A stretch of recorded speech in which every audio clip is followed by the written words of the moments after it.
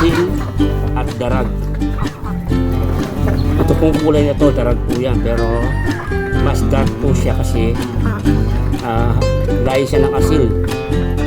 Kasi ang kulay talaga ng asin ay black.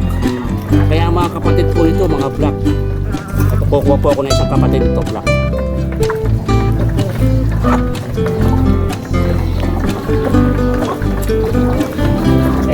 Ito po kapatid nito. Pero black siya kasi black ang tatay, yung asin. Yung tatay nila, asin. Yung tatay nila wala na, namatay kasi sinipon.